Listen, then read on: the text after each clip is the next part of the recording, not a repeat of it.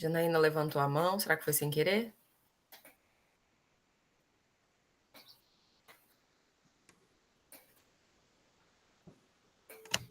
Ah, beleza, Jana. Foi sem querer. Tá.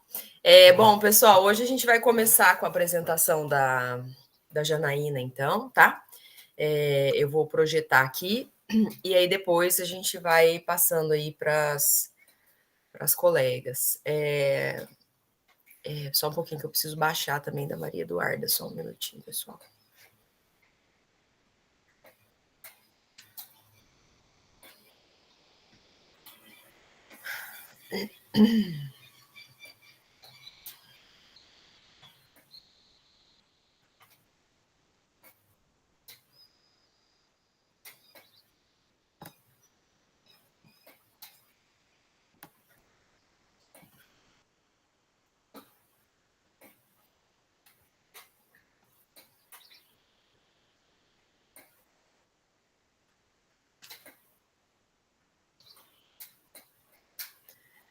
Tá, vamos ver se eu consigo projetar aqui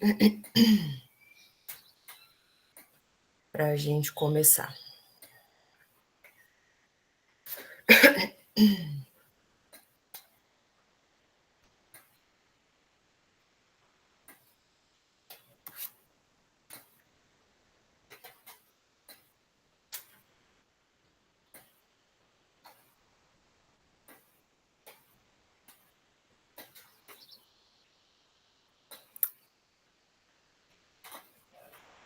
Pera aí, pessoal, pera aí.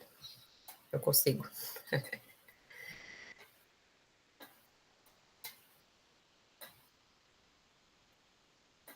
Vou colocar em tela inteira aqui para poder ficar melhor. Deu certo? Dá um joinha aí se tá certo, fala para mim. Tá. Bom, então a gente vai começar com a entrevista aí da Janaína, né, dando continuidade aos trabalhos da outra semana, na qual vocês fizeram aí perguntas, né, para pessoas de faixas etárias diferentes sobre corpo e sexualidade, né?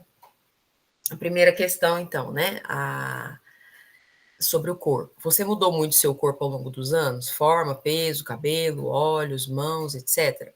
O que mudou e como? Você acredita que para envelhecer bem temos que modificar nosso corpo? Exemplifique. Ângela, de 51 anos, mulher, casada, né? Ao longo dos anos, meu corpo passou por algumas mudanças, como ganho de peso. No entanto, aos 51 anos, não tenho cabelo branco e minhas mãos continuam bonitas. Aceito meu corpo com suas transformações e me sinto feliz assim. Acredito que envelhecer bem não significa necessariamente modificar o corpo, mas sim cuidar dele com atenção e respeito. É importante valorizar o que nos sustenta e aceitar as mudanças naturais da vida, promovendo um cuidado gradual e consciente que preserve nosso bem-estar físico e emocional. Aqui tá as duas, né? A mesma pergunta, então, para uma mulher solteira de 24 anos, né? Já vivenciei muitas fases de mudanças físicas, tentando me encaixar em padrões de beleza. Eu via que meu corpo deveria ser modificado, pois não queria ser do jeito que era. Após o transtorno alimentar, finalmente entendi que de nada adianta a busca por algo que não sou e que isso me adoecia mais e mais. Nesse momento de epifania hoje vejo as coisas como uma consequência das escolhas de cuidado do corpo e mente. Envelhecer é o processo de passagem da vida, é natural e não tem como escapar. Não acredito que modificar o corpo seja a solução, mas sim cuidar dele de forma gradual a cada dia, valorizando o que nos sustenta. Acho que a gente podia já comentar a partir dessas duas antes de ir para as demais, né? Não passou, tá? Ah, não passou. Eu tentei te avisar aqui pelo chat, pela mãozinha, mas acho que você não viu. É que tá. Agora foi? Agora foi. Tá, vou colocar ela. Eu vou voltar aqui para a gente conversar e depois eu projeto ela em tela cheia, tá? Bom, a gente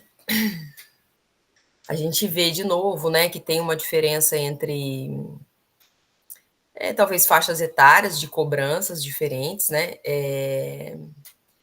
E no primeiro relato, as duas, na verdade, falam de mudanças naturais, né? E aí a gente retoma o que a gente discutiu no corpo, sobre o corpo ser cultural, social, histórico, né? Sobre como esse corpo ele tem marcas que às vezes a gente não se dá conta e a gente retoma, né, o aporte ao biológico, né? A gente faz isso. E aqui é importante, pessoal, sobretudo quando a gente vai discutir a questão de sexualidade, não é o ponto aqui, mas para a gente fazer uma relação, né, com essa dimensão da sexualidade. Por quê? Porque ao retornar à dimensão biológica, né, puramente biológica do corpo, a gente, porventura, eventualmente, a gente pode tomar decisões assim, ou ter entendimentos equivocados, né, somente com aporte biológico, porque o corpo ele é mais do que isso, né? E a segunda, né, que me chama a atenção, que não tinha aparecido aqui ainda, é alguém que passou por algum transtorno alimentar, né? Que, como a gente vem discutindo, né, eu acho que vai se tornar a gente vai ter uma nova onda de transtornos alimentares por conta da busca pela magreza que tem acontecido novamente, né? Por conta dos medicamentos, né? E essa nova estética que tem retomado essa dimensão da magreza, que a gente volta a ver nas telas, né? E vê nos corpos de quem está nas mídias e tudo. Então, é muito complicado a gente desconsiderar isso, né? E a produção social desse fenômeno de transtornos alimentares, né? E aí a pessoa conseguir entender já um pouco mais madura, né? A necessidade do cuidado do corpo, independente aí dessa busca pela magreza, né? Ou que era feito, sacrifícios que eram feitos pela busca pela magreza, né? Não sei se você quer comentar, Thiago, ou se alguém aí quiser participar. Não, eu ia só destacar mesmo o transtorno, né, que apareceu pela primeira vez. Acho que a gente falou pouco sobre isso, né, mas tem vários transtornos associados diretamente à imagem corporal, né? Aqui não faz a citação qual que é, mas a gente tem a anorexia, bulimia, vigorexia, né, e entre outros aí associados, né? Então, assim, quando a gente fala de pressões sociais sobre a beleza e sobre o corpo, a gente pensa só né? Às vezes a gente não lembra que essas pressões podem virar transtornos, e esses transtornos são bastante sérios, né?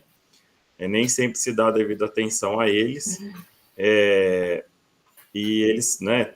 Alguns, a anorexia é gravíssimo, né? Pode levar até a morte. Então a gente tem que tomar bastante esse cuidado, né? Especialmente, né? Nós que somos aí educadores ou educadores em formação, né? A gente tem também que sempre prestar atenção nisso. É bastante comum na fase da adolescência, mas pode evoluir também para a fase adulta, né? Então é um grande perigo associado às pressões sociais, né? Por isso a necessidade de debater, de problematizar, né? De valorizar diferentes belezas, não ser padronizado. Então a gente tem uma tarefa aí, né, com relação a isso. E é mais comum do que a gente pensa, né? Apareceu aqui e tal, mas é mais comum do que a gente pensa. Muita gente não fala porque tem vergonha e tal, né? Socialmente ainda é visto como uma coisa, né? Não é exatamente reconhecido, né? Mas é um problema grave que a gente precisa, assim, falar sobre ele, né? Tá, vamos lá então para as duas outras questões, né? Tá, o comentário crítico, então. Ó, não passou, tenta passar aí, que é pra gente conseguir ler junto. Tá, peraí. Agora Apareceu? mudou. Não sei por que ele não tá mudando. Então, o comentário crítico que a Jana colocou, né? Corpo, envelhecimento e transformações. As respostas de Ângela e Isabela evidenciam diferentes formas de viver e interpretar as mudanças corporais ao longo do tempo, atravessadas por experiências de vida, idade e pressões sociais. Ângela, aos 51 anos, fala da aceitação e autocuidado, reforçando que envelhecer bem está mais relacionado ao respeito e atenção ao corpo do que a necessidade de modificá-lo. Já a Isabela, aos 24, traz uma trajetória marcada por conflitos com a autoimagem, vivências de transtornos alimentares e a constante pressão por se enquadrar em padrões estéticos, o que remete à ideia do corpo social discutida no texto Corpos Naturais ou Corpos Sociais. Ambos os relatos mostram como os corpos são moldados pelas normas sociais, culturais e históricas. Guacira Lopes Louro nos alerta que o corpo não é apenas biológico, mas também um território educado, domesticado e regulado por discursos de poder. A superação dos padrões e a busca por uma relação mais saudável com o corpo, como Isabela destaca, passa pelo autoconhecimento e pela desconstrução desses discursos. O corpo é, portanto, lugar de disputa entre o natural e o social, entre o que se é e o que se espera que seja. Muito legal aí o comentário da Janaína, né? Acho que é um pouco o que a gente mencionou, né? Ela já faz a relação com a Guacira, mas acho que é exatamente isso, né? Esse movimento, né, entre corpo natural e corpo social, e nas duas aparecem, na verdade, o corpo como natural, né? No discurso das duas, o que aparece é falar da natureza, né, do corpo envelhecer como algo natural, quando na verdade a gente sabe que envelhecer tem uma marcação histórica, cultural bastante importante, né? Envelhecer hoje não é como envelhecer há 30 anos atrás, não é como envelhecer há 100 anos atrás, né? As diferenças são bastante importantes, inclusive no investimento em saúde, mas também em estética para as pessoas que hoje passam pelos processos de envelhecimento, né?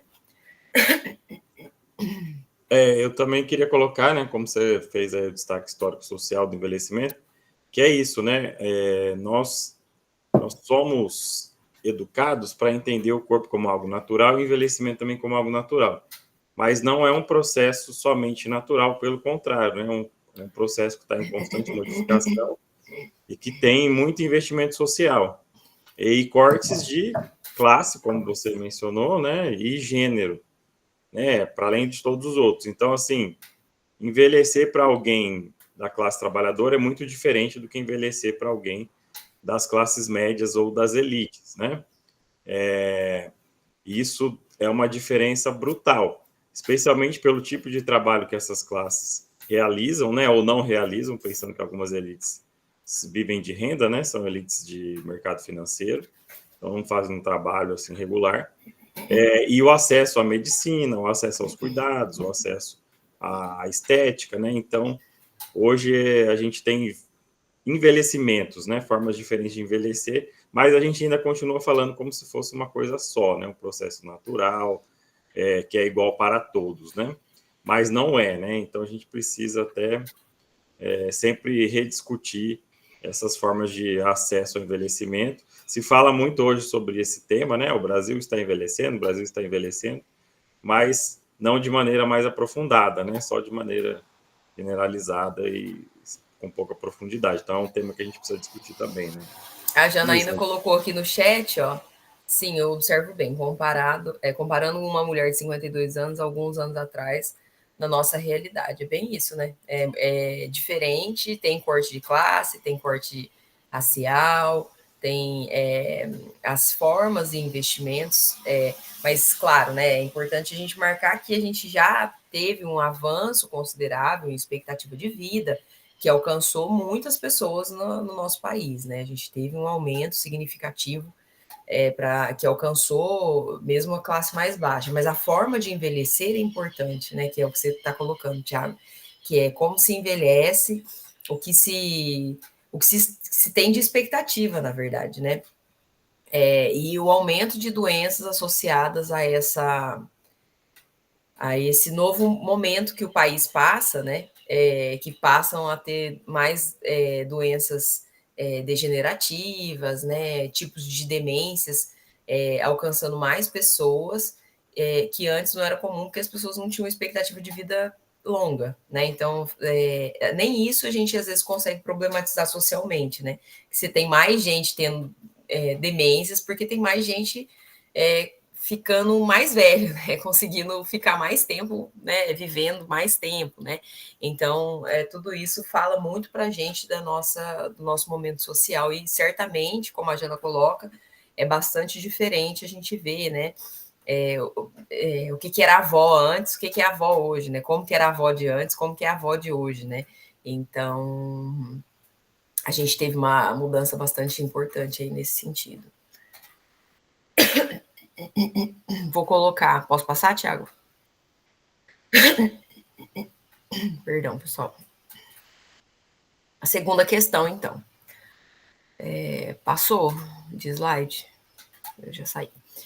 Passou.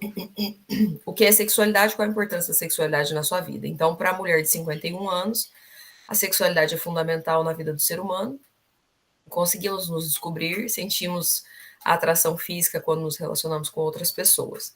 Não tenho muita experiência nesse assunto devido à minha educação religiosa muito presente. Tenho alguns tabus, mas, na minha opinião, é imprescindível nas nossas vidas. Deixa eu voltar aqui, senão não passa. E a segunda, para a mulher de 24 anos, a sexualidade é a forma como nos percebemos diante da construção consciente de quem somos, do que gostamos ou não, de como estabelecemos nossos limites, como nos relacionamos com os outros e conosco. A importância da sexualidade em minha vida está ligada ao autoconhecimento, tomar consciência do que sou e como sou, me tornando mais seguro e, consequentemente, me permite construir relações mais saudáveis sem me prender a paradigmas sociais. Vamos ver aqui o que a Jana colocou de comentário.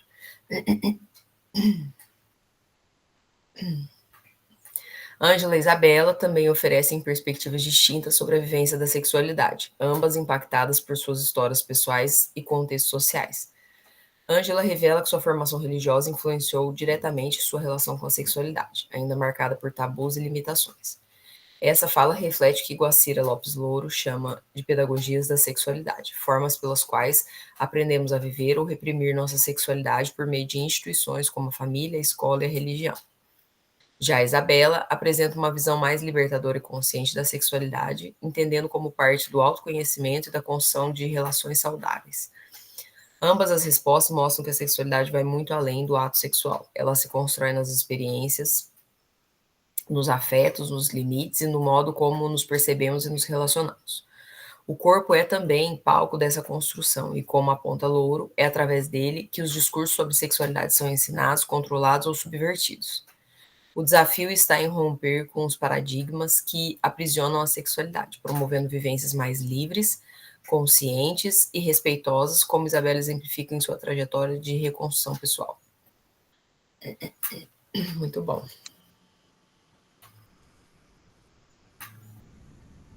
Quer começar aí, Thiago? Pode ser. Achei que você ia falar, eu fiquei esperando. A análise ficou legal, né? Ficou bom, comentário crítico. A gente vê de novo aí interferências religiosas, né? Acho que isso é bastante comum.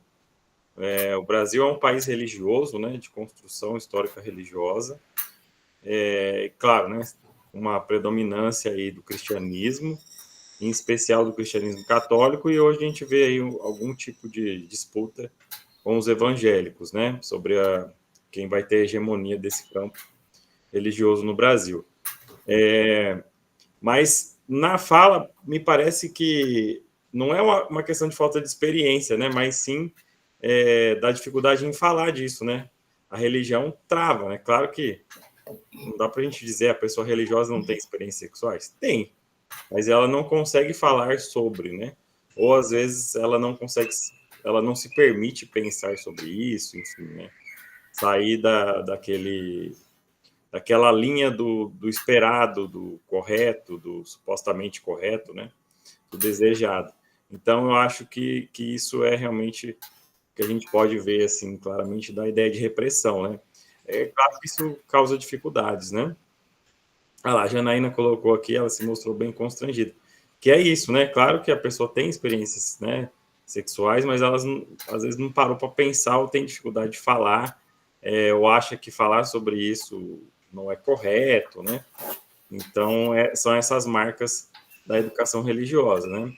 E claro que também, na maioria dos casos, a gente não tem um contraponto, por exemplo, da escola, né, que era um espaço que deveria problematizar esses temas sem o viés religioso, né, daí com um viés formativo, né, um viés filosófico, problematizador, enfim, né, que poderia ampliar, né, e de alguma maneira não modificar as escolhas, mas destravar um pouco, pelo menos, as falas, né, que a pessoa poderia falar sobre isso, pensar esses aspectos, né.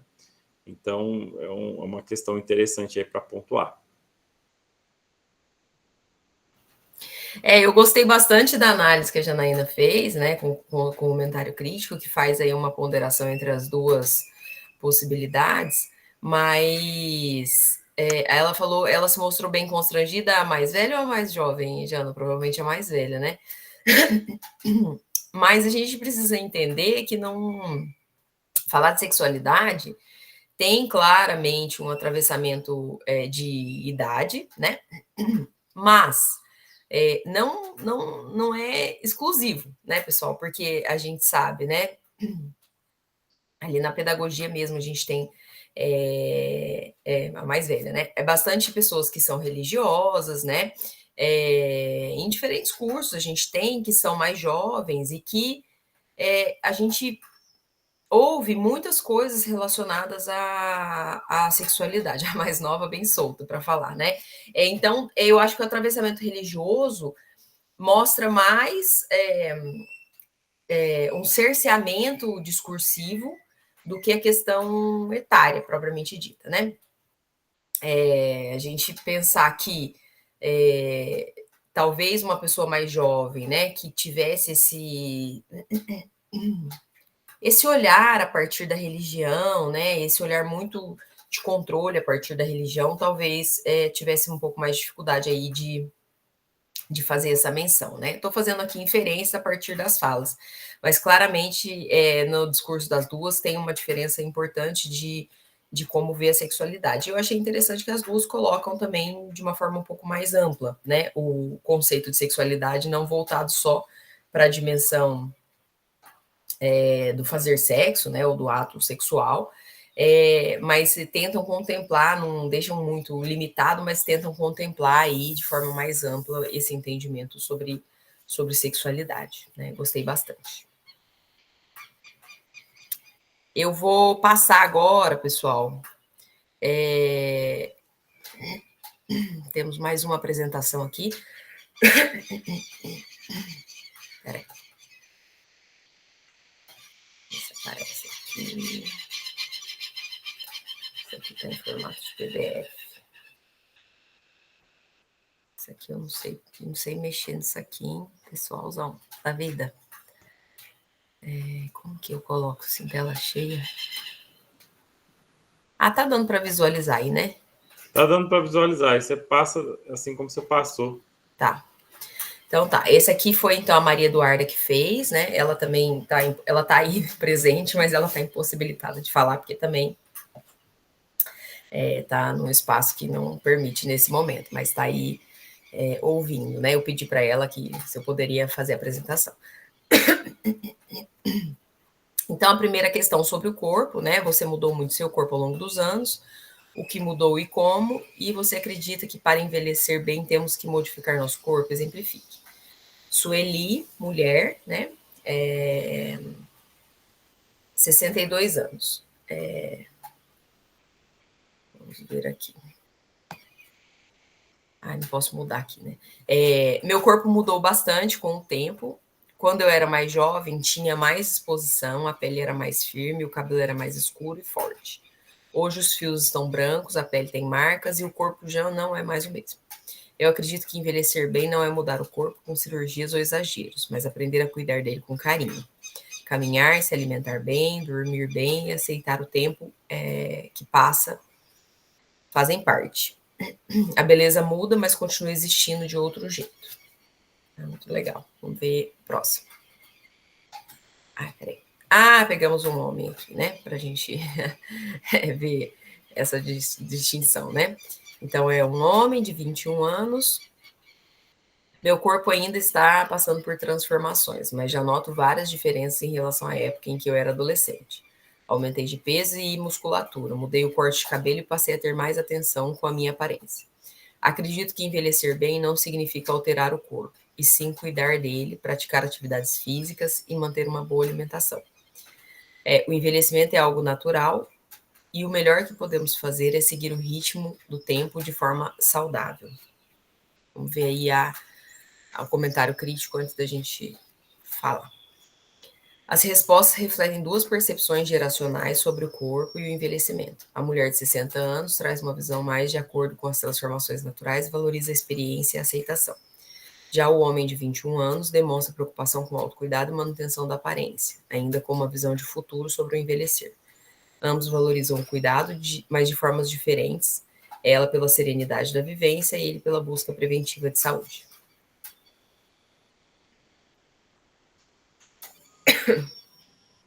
Pode começar aí. Tá? Bom, apareceu um homem, né? Difícil aí a gente ter depoentes homens, né? Minoritários. Eu gostei bastante da primeira resposta pela ideia de que envelhecer traz uma beleza diferente, né? É uma coisa que a gente deveria pensar socialmente, né? Porque a gente fica fixado na beleza como a eterna juventude. Então, ser belo é ser jovem, né? Mas a gente tem uma construção de beleza que ela pode caminhar junto com a idade, né? Aliás, seria a forma mais saudável da gente pensar a beleza a partir disso, né? A gente está num processo que todos envelhecemos, né? E aí envelhecer significa abrir mão da beleza? Não. Significa entender que essa beleza está em mutação, né? Mas não necessariamente ela vai ser extinta. E muitas vezes as pessoas até descuidam dos cuidados com a estética por conta disso, né? Fiquei velho, fiquei velha, a beleza é algo da juventude, então não precisa mais, né? Então, daí já abdica dessa dimensão, né? Do autocuidado. Então, achei interessante essa posição. O homem de 21 anos, né? 21 anos como eu posso dizer, né? Uma criança ainda, né? Então, ainda não sentiu os impactos do envelhecimento, a não ser essa de transformação do corpo da adolescência para a juventude, para a fase adulta, né? Daí sim, mas ainda não tem aspectos de envelhecimento, né? Os homens tendem a ter uma percepção da velhice diferente das mulheres, por conta das cobranças sociais. Mas tem aumentado os investimentos estéticos, né? Então, não é o caso dele ainda, com 21 anos, mas tem aumentado bastante os cuidados estéticos dos homens, né? Inaugurado clínicas especializadas para homens, para cuidados estéticos. Então, a gente vê que esse processo da masculinidade também está em mudança, né? Agora, não sei precisar se está em mudança por cobranças das suas parceiras mulheres ou se é só mesmo o velho espelho, né, dos homens e sua autoestima, né? Eu não sei se é isso. Parceiros e parceiras, né? Parceiros e parceiras, né? Pensando eu falei parceiras pensando que as mulheres, historicamente, têm essas cobranças sociais, né? Se elas conseguiram transferir para os homens, ou se é um processo interno da masculinidade, né? E, claro, se a gente pensar outras formas de relação, né? Eu não sei se isso a gente pode afirmar, mas tem um mito social de que os homens homossexuais se cuidam mais esteticamente do que os homens heterossexuais, né? É uma questão aí. Eu não sei um dado de pesquisa para afirmar, mas é uma coisa de imaginário, né? Não sei se isso pode ser verdade, não. Eu gostei também, e eu acho que se a gente fosse fazer aí uma análise do discurso usando o termo natural, como apareceu, né? Apareceu muito, né? Quase em todas as respostas, a ideia do aspecto natural, né? E aí a gente, mesmo que as pessoas falam, eu tenho investimento, eu cuido, eu me alimento, às vezes a gente não se dá conta da interferência do aspecto histórico-cultural nesse processo, né? Então, a mesma coisa que a gente falou lá na entrevista da Janaína, nas respostas, né? De pensar. Até a alimentação mudou muito, né, gente? O cuidado com a alimentação, o entendimento da importância da alimentação na vida e tal. Então, quando a pessoa fala, eu me preocupo com me alimentar bem, isso já tem uma interferência social bastante importante, né, que tem um atravessamento que quando a gente volta só para o natural, a gente não consegue identificar e não consegue perceber isso, né? Então, de novo, é esse embate aí que a Janaína colocou lá na análise entre o natural e o social. Vamos lá, vou para a próxima. Peraí. Então, sobre a sexualidade, o que é sexualidade, qual a importância da sexualidade na sua vida? Para a mulher de 62 anos, ela respondeu, né? Para mim, sexualidade vai muito além do ato sexual. É se sentir viva, desejada e em paz com o próprio corpo. Na juventude era algo mais ligado à paixão e à descoberta. Hoje é mais sobre afeto, carinho e conexão. A sexualidade ainda é importante na minha vida, mas de um jeito mais sereno, mais emocional. Não acabou, só mudou de forma. É, pensando nessa transição, né, também ela levou para a dimensão da sexualidade. Para o homem, então, de 21 anos. Eu vejo a sexualidade como uma parte importante da identidade e da forma como a gente se relaciona. É sobre desejo, atração, mas também sobre respeito. Ela é muito presente na minha vida porque é uma fase de descobertas, experiências e construção de quem sou. Acho que é algo que vai mudando com o tempo, mas nunca deixa de existir. É como a gente viu lá no texto, né? Oh, perdão, não pus o comentário. As respostas mostram como a sexualidade é vivida de maneira distinta conforme a idade. A mulher de 60 anos demonstra maturidade e compreensão da sexualidade como expressão de afeto e bem-estar, enquanto o jovem de 21 anos a entende como parte da identidade e da experiência de vida. Ambas as visões são legítimas e complementares, evidenciando que a sexualidade acompanha o sujeito ao longo da vida, transformando-se conforme as fases e experiências vividas, né? Então, se a gente pensar no texto, eu acho que a questão da identidade, né, eu acho que fala muito sobre isso, né, de como, inclusive, a identidade sexual, ela pode ser alterada no curso da vida, né, assim como as outras identidades, assim como a gente deixa de ser uma pessoa jovem, né, uma mulher jovem de 21 anos, e passa a ser uma mulher velha, né, ou da terceira idade, né, com 60 anos, a gente muda a identidade a partir da dimensão geracional, a gente muda também a possibilidade da identidade sexual, né? Mas eu não sei se de novo, né? A gente tá batendo na dimensão geracional aí, né? Eu acho que aqui é uma expressão de uma pessoa só. Eu não sei se a gente consegue generalizar, né, as dimensões de vivência de sexualidade para as pessoas 60 a mais. O que eu posso falar com segurança é que há muito preconceito e muita invisibilidade nessa etapa da vida como pessoas desejantes, né? Pensar que está muito atrelado ao corpo social, né? De pessoas que têm desejo, né? 60 a mais, né? Que tem desejo, que continua tendo desejo, continua sendo uma dimensão importante da vida, mas que muitas vezes é invisibilizado por conta desse corpo que não é mais jovem, quase como se não respondesse a essa dimensão, mas responde, né? Na entrevistada anterior, a gente viu isso, ela falando que é uma etapa da vida dela que é importante, uma parte da vida dela que é importante, e aqui também, a de 60 falando como é importante. Mudou, mas ainda assim é importante, né? Então, gostei, achei que deu uma diferença legal aí para a gente pensar essa relação.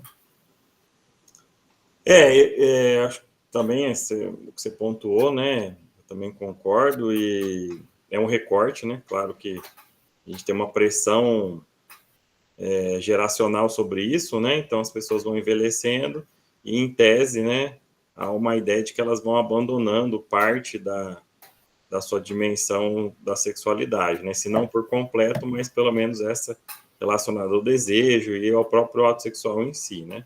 Ainda que a gente tem também em contrapartida o contrário, né? Investimentos da indústria farmacêutica sobre isso, né? Uma série de saberes sobre conhecer sobre o próprio corpo, o desejo, né? Isso para homens e para mulheres, né? Há uma discussão com relação à longevidade também das relações sexuais, né? Como isso é possível viver em todas as fases da vida. Ainda que, né, no nosso país, aí, o Brasil, eu penso que deve ser tabu por conta dos problemas de repressão sexual. E isso atinge com mais força as pessoas mais velhas. Mas tem essa contrapartida, né? Que tem uma pressão da indústria farmacêutica, uma indústria, inclusive, bilionária, né? Que vai auxiliar essas pessoas mais velhas com como reavivar os desejos, né? Então, é uma dimensão, sem dúvida, que a gente precisa aí também localizar como histórica e como em mudança, né? Porque a gente tende também a fixar, né? A gente tem muito isso, a naturalização e a fixação, né? Então, sexualidade ponto. Como se ela não tivesse também discussão, transformação, né? Como se outros tempos não tivesse vivido a sexualidade de outras formas. E essa maneira nossa seria a última e nada mudaria, né? Mas não, né? A gente vive a mudança às vezes sem perceber ela. Né? Então, é interessante pensar assim essas questões, né? Mas eu só queria colocar que é uma coisa também, né? Que a gente está no nosso imaginário, que conforme a idade vai mudando, a sexualidade vai virando afeto. Isso tem a ver com a nossa visão sobre a velhice, né? Não deveria ser isso, né? Não deveria. Vai mudando porque a gente muda, né? Como humano, né? Mas não significa abrir mão, né? Do desejo em nome do afeto. Ou que quando você é jovem você não tem afeto, só tem desejo. Também é uma corrupção desse pensamento, né? Como se... E, de novo, a naturalização, né? Porque você remete ao que? Eu sou jovem, tenho hormônios, desejo. Sou velho, já não tenho mais esses hormônios, afeto. Mas não é isso, né? Não é isso. Não é por aí que a gente deve caminhar, né? Então, questão para a gente problematizar aí, sem dúvida. Pessoal, deixa eu só ver aqui. Acho que a Ágata não está presente. Eu acho que ela não apresentou. Eu vou passar o slide dela aqui. Eu estou tentando aí falar com a Emily. Emily, se conseguir me dar um retorno. Emily Bessa. E me avisar qual momento aí você consegue fazer a apresentação. Se você não conseguir agora, eu passo a da Ágata primeiro. E aí depois a gente vai para a sua, tá? Aí já se organiza aí. Ela respondeu. Respondeu? O que ela falou? Ela não respondeu no WhatsApp. Ela respondeu, consiga agora, respondeu aqui. Então pode ir, Emily. Você quer que eu projete ou você consegue projetar? Eu vou tentar projetar aqui, professora, mas se eu não conseguir, daí... Aí eu coloco. Tá.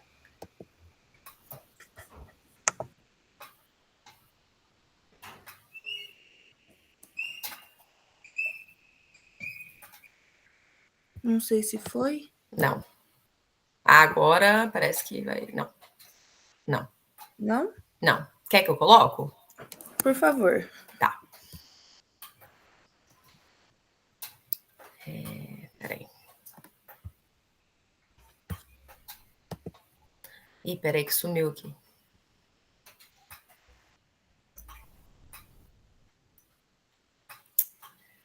Ei, pessoal. Eu consigo, calma.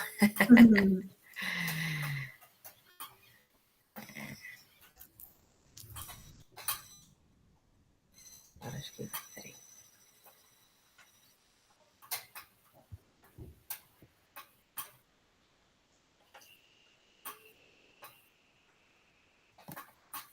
Só um minutinho.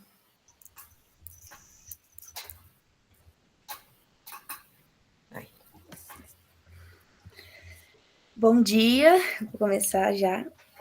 Meu nome é Emily Bessa de Freitas, eu estou cursando meu primeiro ano em Pedagogia, sou aluna da professora Daiane, e eu vou começar com a entrevista de uma amiga minha, uma mulher de 20 anos, que ela foi falando sobre as mudanças que ocorreram conforme os anos no corpo dela, e eu fui relatando, ela foi bem breve, mas eu tentei o máximo colocar aqui. Mudei apenas o cabelo, já tive muito curto e hoje estou deixando crescer. Conforme fui crescendo, ganhei corpo e peso de uma mulher adulta. E creio que de forma natural, sim, para envelhecer precisamos modificar os nossos corpos. Praticar exercícios, ganhar força muscular, é uma forma de modificar o corpo natural e muito saudável. Pode passar, pronto. E a outra é uma mulher de 58 anos, é a minha mãe. E ela respondeu: sim, quando eu era mais nova, tinha o corpo magro e já mudei algumas vezes a cor do meu cabelo. Conforme fui envelhecendo e tive meus filhos, meu corpo sofreu mudanças. Minha pele ficou enrugada e os traços de velhice começaram a aparecer. Não acho necessário modificar o corpo, mas fortalecer, por meio de exercícios físicos como uma caminhada ou algo que movimente o corpo. E o meu comentário foi o seguinte: é possível perceber que, para uma pessoa jovem, a mudança de aparência é algo a se considerar, para que desta forma se sinta encaixada na sociedade. Porém, esse pensamento foi sofrendo alterações em ambas as entrevistas que relataram que, à medida que houve um amadurecimento, deixaram-se levar pelo ciclo natural do desenvolvimento biológico. No texto Corpos Naturais e Corpos Sociais, é possível perceber que o corpo não é tido somente como uma entidade biológica, mas como um objeto social, cultural e político, mostrando que ao longo dos processos históricos, o corpo foi sendo transformado, até ter um caráter individualizado nos dias atuais. Em seu comentário, a entrevistada mais jovem diz que podemos modificar os corpos naturalmente, na velhice. Já a mais velha diz que não é necessário. Ambos os comentários podem ter duas interpretações. Modificar pode ser entendido como uma busca por padrões, mas o fortalecer traz o sentido de valorização da mudança e busca por saúde. Embora devemos considerar que a mais nova provavelmente quis trazer o mesmo sentido em sua fala. Muito legal.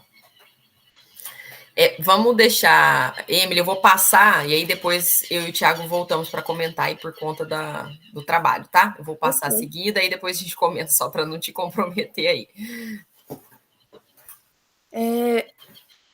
A questão da sexualidade, a mulher de 20 anos. Sexualidade é tudo que abrange reprodução, sexo, gênero, preferências sexuais, erotismo e afetividade entre parceiros. Considero uma área de extrema importância, principalmente agora que sou casada. É onde edifico o meu casamento junto ao meu esposo. É o meio em que futuramente teremos filhos e a afetividade que também abrange esse conceito é edificada também. A sexualidade trabalhada dentro do casamento é necessária para a perpetuação da família, dos afetos e do amor. A mulher de 58 anos.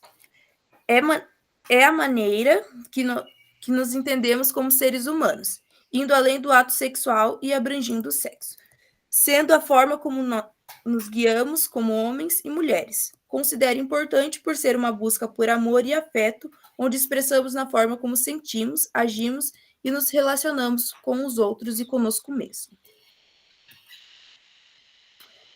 Ao longo de ambas as entrevistas, é possível perceber que a entrevistada mais nova tem consigo um significado amplo do que significa sexualidade, abordando áreas como sexo, gênero e preferências sexuais.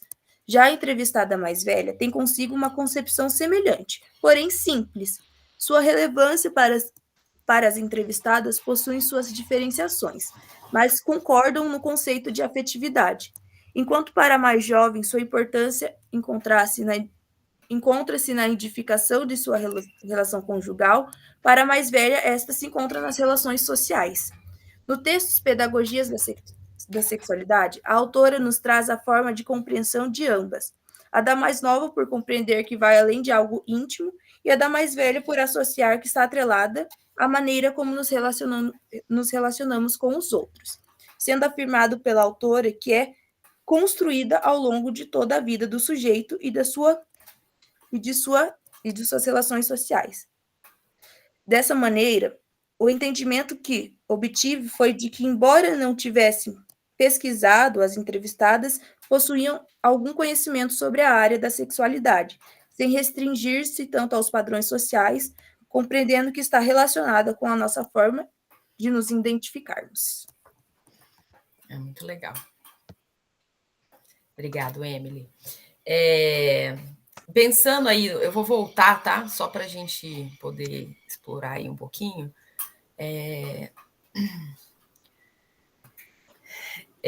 O primeiro momento, né? Quando fala do corpo, né? As duas entrevistadas mantêm aí um pouco o padrão daquilo que a gente vem falando, né? Sobre a dimensão natural, a dimensão social, de ganhar de interferência no corpo. Acho que o comentário da Emily foi muito assertivo falando dessa diferenciação e do investimento que é feito nesse corpo, inclusive pela mais jovem, né? Pela mulher mais jovem que respondeu. E falando, sobretudo, do processo de voltar, que eu acho que é uma coisa que não tinha aparecido aqui nos comentários, que a Emily pontuou, o caráter individualizado, né? Ou o que a gente poderia pensar na quase que culpabilização por esse corpo, né? Quando a gente desconsidera absolutamente a dimensão social, histórica, cultural, a gente volta para o sujeito como se ele fosse responsável somente por esse corpo, né? Claro que no limite é a gente que cuida do corpo, mas com qual interferência, né? A gente cuida a partir da onde, de que ponto de vista, de qual entendimento de corpo que a gente tem. Eu achei que isso foi bem interessante, né? Tanto para a gente pensar nas questões de malhar, né? De como se alimentar, de fortalecer esse corpo, que a gente o faz porque a gente já tem um entendimento científico, né? De que isso vai ser bom para o corpo, isso vai ser bom para o envelhecimento, mas é uma ideia coletiva, construída dentro da coletividade na sociedade. E a gente volta a responsabilidade exclusivamente para o sujeito. Quando não faz, é o sujeito que é preguiçoso, a culpa é dele, se teve algum problema biológico, né? Ou se teve um ataque cardíaco, ou se teve pressão alta, a culpa é dele, não é porque a gente tem alimentos ultraprocessados que são cheios de sódio, gordura, sabe? Parece que tem uma separação. Então, eu gostei muito desse apontamento, Emily. Acho que trouxe aí um olhar que ajuda a gente a entender essa dimensão entre o corpo social e o corpo natural. Não sei se o Thiago quer comentar aqui, não estou te vendo. Não, você falou bem. Eu acho também que quando foi pontuado, né? Parece que tem uma distinção entre uma intervenção, acredito que cirúrgica, né? E essa intervenção do exercício físico como se fosse natural, né? Mas não é também, né? O exercício físico também é uma construção cultural, é um investimento científico e por aí vai, né? Então é intervenção igual, né? Porque não fazer nada que seria o natural, né? Mas fazer algo pensando numa modificação corporal é uma intervenção. E ela tem, né, essa ideia de responsabilização social, isso é um fato, né? A gente discute bastante isso quando vai pensar educação e saúde, né? É uma questão que sempre aparece. E um conceito ampliado de saúde, né? Então, saúde é o acesso, né? É o que eu trabalho, onde eu trabalho, o que eu faço, que alimentação é possível, que conhecimento que eu tenho, na atividade física em geral precisa de acesso e tempo, né? Então, como é que eu vou cobrar de alguém que não tem esse tempo, ou mesmo não tem o acesso, por diversas coisas, né? E uma coisa que me chamou a atenção também, que eu não lembro se tinha aparecido nas outras entrevistas, é a marca da maternidade como uma mudança corporal, né?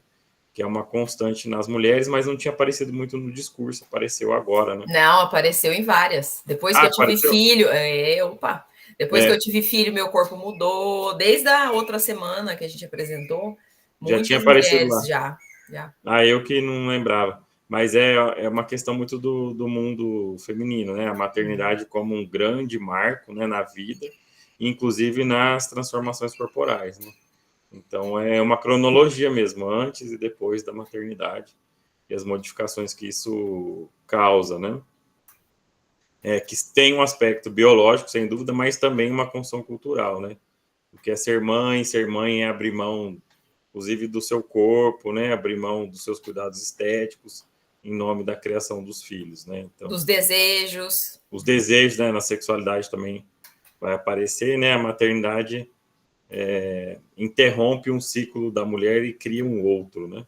Mas isso é uma construção cultural. E já fazendo um link, né, que você falou dessa questão da maternidade com a resposta sobre a sexualidade, eu acho bastante interessante a gente fazer esse apontamento, né? O texto que a gente vai discutir aqui da Joanne Scott sobre gênero, ela fala que quando a mulher, depois de ser mãe, né, ela ganha um outro entendimento social, né? Ela ganha um outro lugar social que fica restrito a esse da maternidade, né? Não é possível, quase como se ela perdesse a dimensão da sexualidade dela de maneira absoluta por conta desse olhar, porque daí agora, né, e com perdão aqui da expressão, né, que eu vou colocar para a gente fazer a reflexão, de você não quer pensar que a sua mãe teve relação para te ter, né? Você não quer pensar que a sua mãe tem uma, né, que já, sei lá, que já transou, né?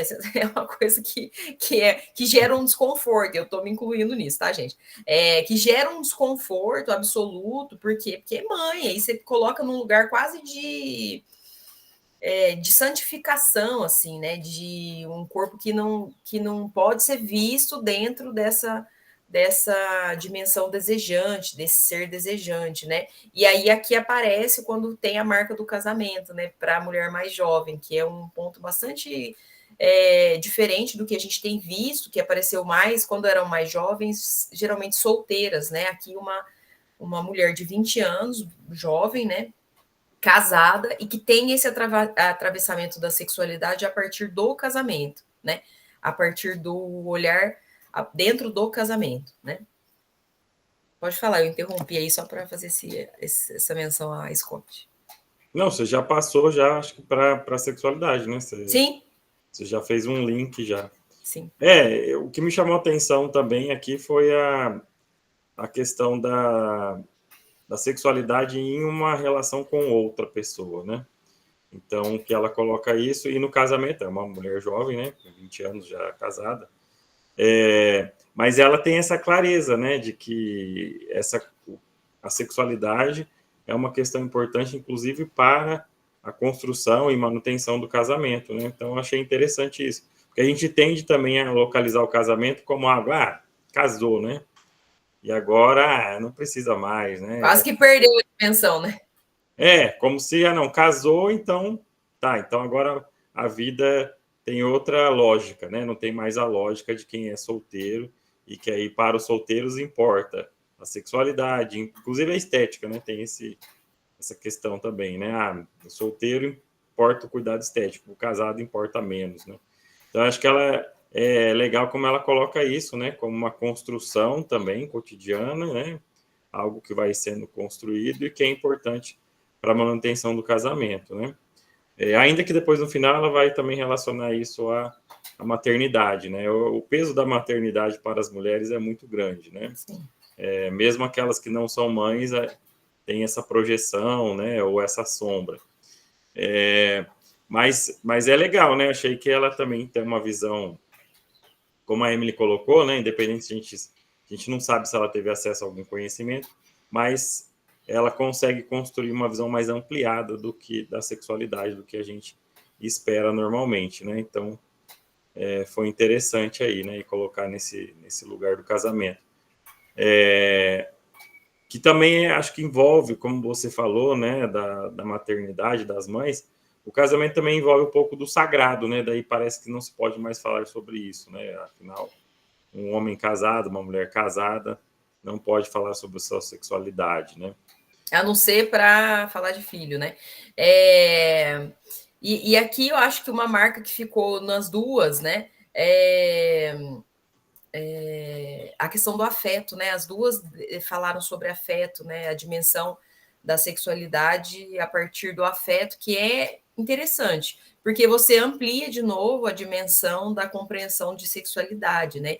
E o que me me chama a atenção que mesmo com diferentes idades, né, de gerações diferentes, as duas conseguem trazer esse olhar um pouco mais amplo, né, sobre a questão do afeto.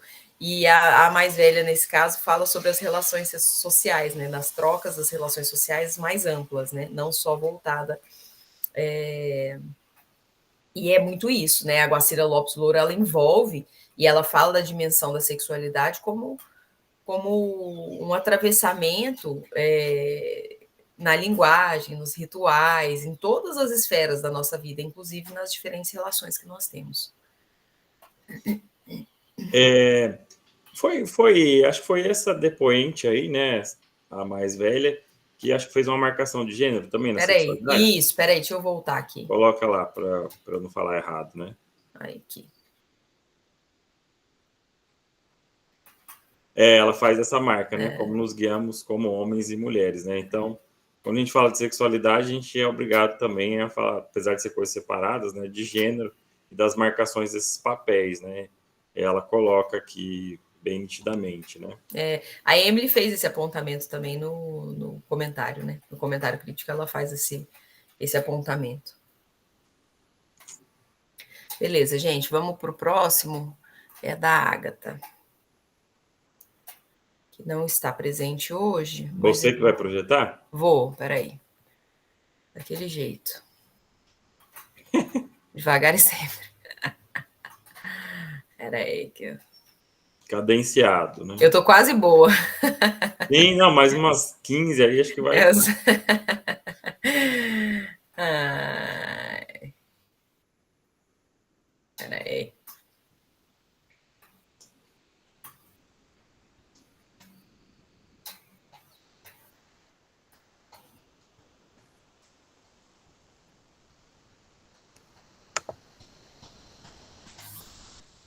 Uai.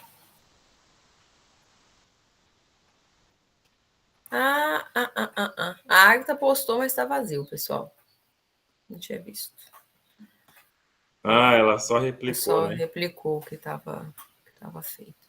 Eu acho que aqui acabou, então. Acho que acabou. Pode ir fazendo aí um. Que eu vou dar uma olhada aqui se tem mais algum. Peraí. Nossa, me perdi aqui. Você tá vendo no Class? Tem mais algum? Tô vendo se tem mais algum que foi postado que a gente não passou. A Arielle apresentou na outra semana. Acho que é isso mesmo. Aí os demais não apresentaram. Acho que daí, se não tiver, a gente fez essa sessão extra, Sim. né? Para poder as pessoas que não apresentaram apresentarem, né? E a gente ter mais elementos para o debate. Mas aí a gente segue a programação normal. Então, daqui 15 dias, né? A gente volta a apresentação na exposição no YouTube com as perguntas problematizadoras, né? E a gente segue a sequência até a gente fechar esse ano. E acho que se a gente conseguir marcar ainda esse ano uma reunião entre nós aqui do grupo, né, para a gente pensar os encaminhamentos para o próximo ano, né? Sim. No sentido de ampliação, de repente mudar as dinâmicas, né? Ouvir também. Como a gente está fazendo de uma maneira bem experimental, né? E a gente acabou, como demorou muito a tramitação, né? A UEL é burocrática, então a gente demorou muito para tramitar e acabou começando já quase no final do ano, aí, né? No início do segundo semestre, mas e aí a gente pode pensar com mais calma para o próximo ano, né?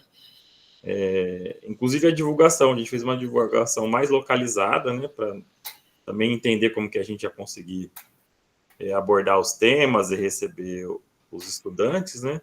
Então acho que a gente pode pensar nisso, em fazer uma reunião também ao final desse outro ciclo, para a gente discutir os próximos passos do ano que vem, né?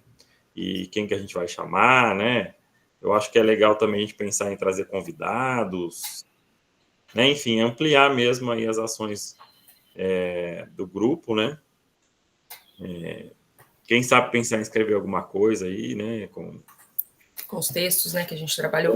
Com os textos, já que a gente fez a leitura mesmo, né? Vamos aproveitar e potencializar, né? Beleza. Mas é uma questão para a gente discutir depois. Beleza. Então, vamos fazer assim, pessoal. A gente vai fechar e na próxima semana o Thiago vem com a apresentação do texto que já está. Daqui 15, tá? Né? Próxima semana não. Isso que eu quis dizer.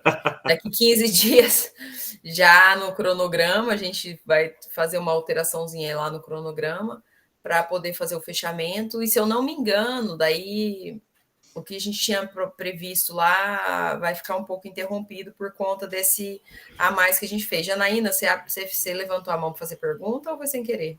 Não, na verdade, eu queria fazer um comentário. Eu participei no outro sábado e hoje, e eu pude, assim, perceber, tanto na semana passada como nessa semana, como amplia a forma de visão, né? Foi muito legal, porque, assim, geralmente a gente não tem esse espaço de estar ouvindo ou de estar falando a respeito do que você pensa ou do que você sente. Na semana passada, inclusive, eu estava observando uma aluna que ela comenta que ela também tem a próxima à minha idade, 50 e alguma coisa, e ela disse que se sentiu afetada pelo fato de alguns alunos da sala a deixarem de lado, e a prof vê ali na minha sala como realmente é o contrário comigo. Pelo menos eu me sinto assim muito acolhida, porque eu realmente tinha essa preocupação quando eu fui para a faculdade, quando eu fiz prestei vestibular e que eu passei, eu falei assim, nossa, aos 52 anos enfrentar uma sala de jovens de 18 é bem complicado. Apesar de eu sempre falar que eu tenho sobrinhos nessa faixa etária, eu troco muito com eles, então eu procuro estar evoluindo e entendendo o que está acontecendo no nosso dia a dia. Mas é preocupante, porque você não sabe o que você vai encontrar. E realmente eu fui muitíssimo bem acolhida, tanto na primeira semana das veteranas, como a minha sala. Minha sala tem bastante jovens, e eu consigo trocar assim, bastante com eles. Eles me acolhem bastante.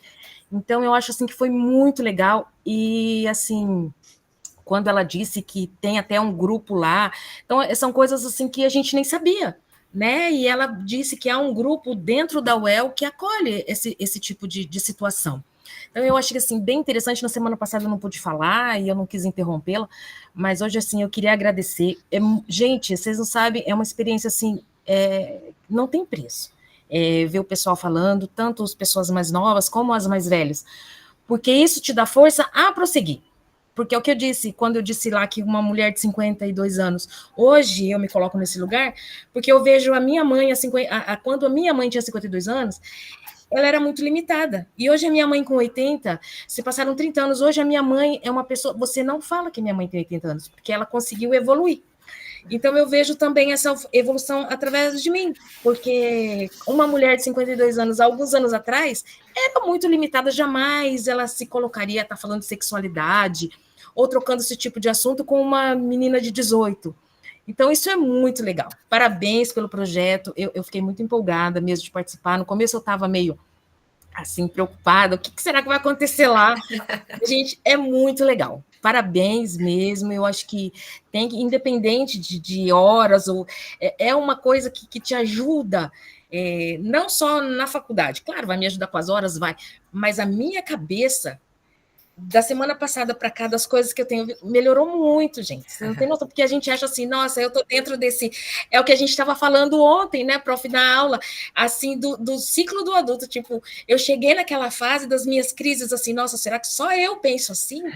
E aí você vê que não, que tem gente que tem crises maiores que as minhas. Então, assim, tá tudo legal comigo e tá tudo bem. Parabéns. Muito bom, Jana, adorei. Já vou passar, Emily. Foi a Ana Célida, né, que foi minha aluna da geografia, que fez o relato. E realmente a Janaína ela é bem integrada na turma, ela não teve essa dificuldade, né? Elas conversam muito, elas trocam muito, né? Mas a gente pensar que tem outras experiências, né? Que cada um vai ter uma experiência. E aí a gente vai falar dos atravessamentos que a gente está falando aqui, né? De diferentes pessoas, com diferentes corpos, com diferentes identidades, e de como isso marca aí a nossa construção como sujeito, né? A nossa construção identitária. Mas eu agradeço aí o relato. A gente ainda não acabou não, hein? A gente vai até o final do ano, você não despede, não. Não, assim, eu quero continuar o ano que vem. Então tá. O que eu estou dizendo é porque o professor começou a falar que, inclusive, ele podia dar umas aulinhas assim online pra gente, né, se mexer um pouco, mas o que eu estou dizendo assim é que vocês estavam falando da extensão para o ano que vem. Sim. Gente, eu acho que tem que continuar, tem mesmo que engajar mais pessoas de outros cursos, porque às vezes a pessoa está sozinha no mundinho dela lá e ela não imagina que tem, porque às vezes eu não posso participar porque eu estou em horário de trabalho, mas só de você ouvir os relatos de outras pessoas, você começa a enxergar de uma outra maneira. É muito legal. Bacana. Bom, obrigada, Jana, gostei. Emily, levantou a mãozinha? Eu queria também fazer um comentário, né? Porque semana passada, não, na outra semana que a gente teve a reunião, eu não consegui participar tanto por conta do trabalho. É bem isso que a Jana disse mesmo. É uma troca de ideias, né? Um debate muito enriquecedor. A gente não só aprende, né, com vocês falando, mas a gente aprende ouvindo de outras pessoas também. Os textos, né? Que eu não consegui participar da primeira reunião que teve, né? Acho que foi o primeiro encontro. Mas a partir do segundo encontro até agora eu consegui participar. E eu estava lendo os textos e é uma forma muito enriquecedora. Eu gostei muito da forma que as autoras abordam, né, sobre o tema do corpo, da sexualidade dentro dos textos. E como cristã, né, eu posso dizer, né, porque vocês falaram também sobre a esfera da religião. É uma esfera que pega muito nessa questão. E eu concordo muito com isso, porque tem muitos cristãos que eles têm a questão do corpo e da sexualidade muito desconstruída. Eles não conseguem, como eu posso dizer? Para eles tudo é muito voltado para a questão de homem e mulher, né? A relação entre um conjugal.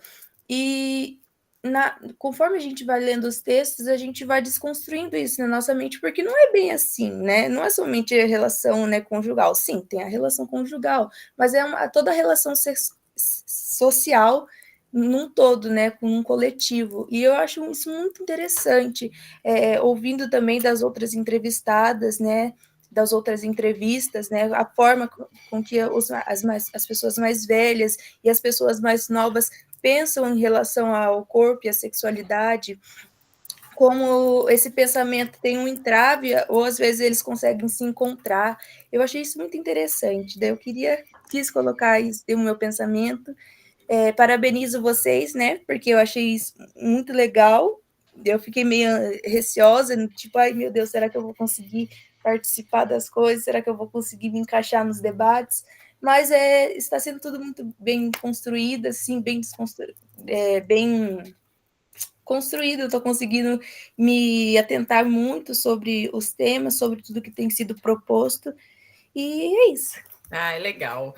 Muito legal você falar, e eu acho que é um pouco isso, a gente pensar, Emily, essa esfera da religião, né, como a gente tinha colocado, o Brasil é um país religioso, né, e aqui é importante que a gente consiga entender aquilo que é escolha nossa, né, para a nossa vida, aquilo que é escolha do outro, que eu acho que está muito dentro dessa interlocução que acho que os textos trazem uma contribuição rica, né? Sobretudo para nós que somos docentes, vocês que serão futuras aí professoras, né?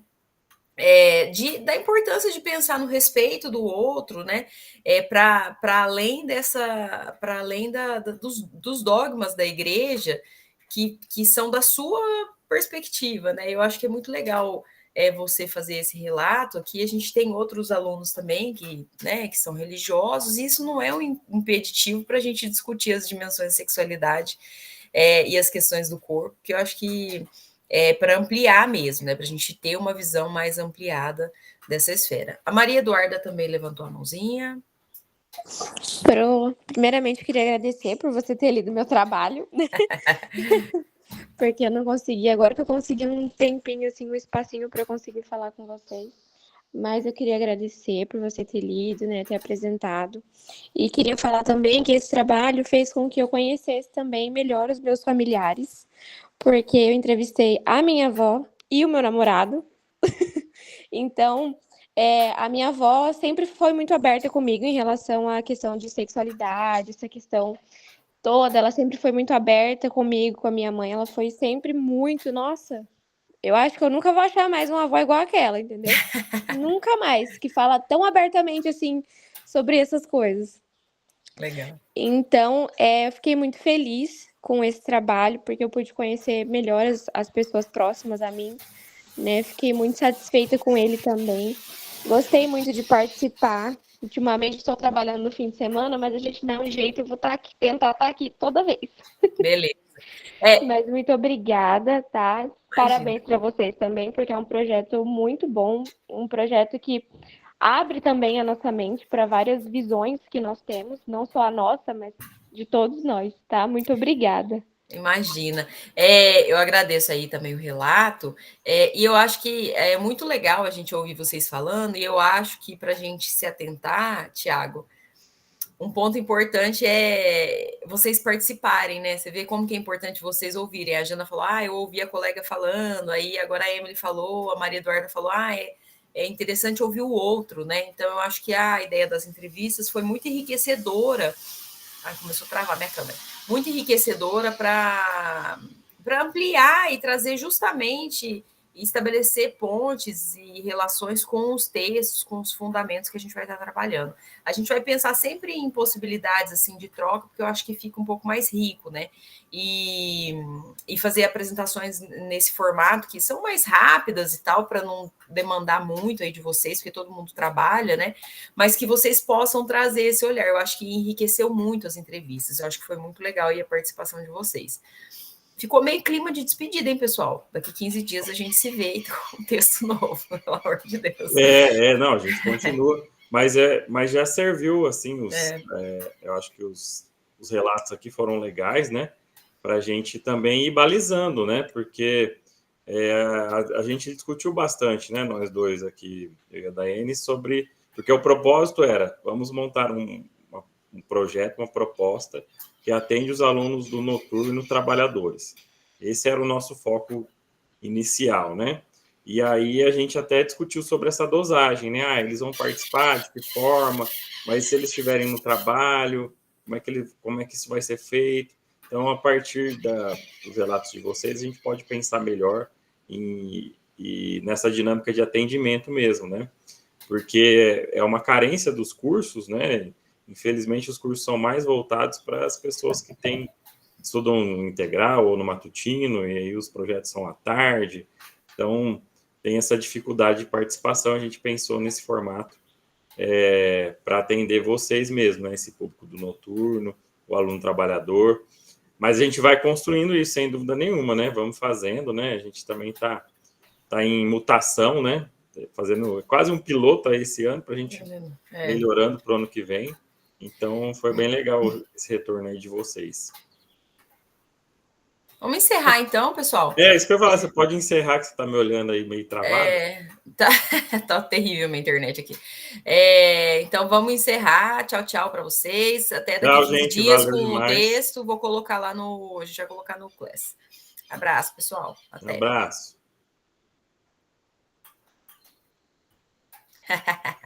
Valeu, Jana. É isso aí, proletariado.